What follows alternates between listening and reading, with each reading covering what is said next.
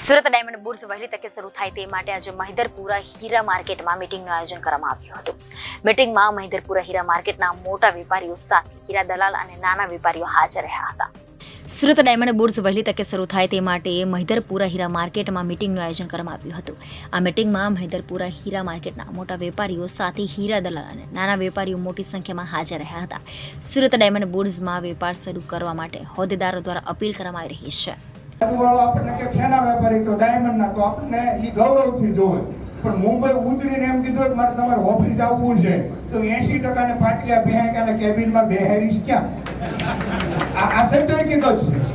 તો આપણા બિઝનેસનું ગૌરવ એવું આપણું આ ડાયમંડ બુર્સ દુનિયા આખી સુરતમાં અત્યારે કોઈ જે આવે એ કે અમારે ડાયમંડ બુર્સ જોવા જવું, જે આવે એ કે ડાયમંડ બુર્સ જોવા જવું. એટલું ગૌરવશાળી વ્યવસ્થા આપણે ઊભી થઈ છે એટલે વહેલી તકે અહીંથી બધા ત્યાં શરૂ કરે.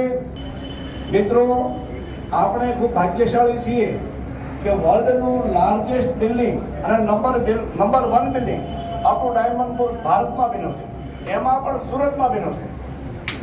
એમાં આજે એના આપણે બધા સભ્યો છીએ એનું આપણે ગૌરવ લઈ શકીએ એવી આનંદની વાત છે.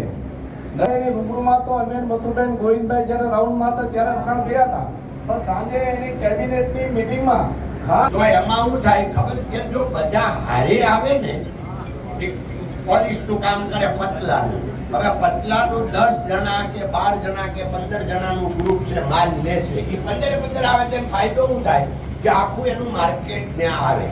એને બીજા 500 વાળે કામ નથી, પણ ચોકીનું કામ કરતા હોય, ચોકીના 3 આયરે 3 ના જાય તો નહીં ભાઈ, 20 જણા ચોકીમાં છે તો 20 વેપારી એ કાર્ય જાય, પછી એને બીજાનું કામ નથી, એને ચોકીનું કામ હોય, તેને નાના બ્રોકર હોય, એની ઓફિસ હોય, લેવા વાળા વેચવા વાળા ત્યાં હોય. એવું અમે વિચાર્યું છે, એનાથી કઈ અલગ એ હોય એ તમને ખબર હોય, કારણ કે પાયાના તમે છો, નીચે તમને બધી સાચી ખબર હોય.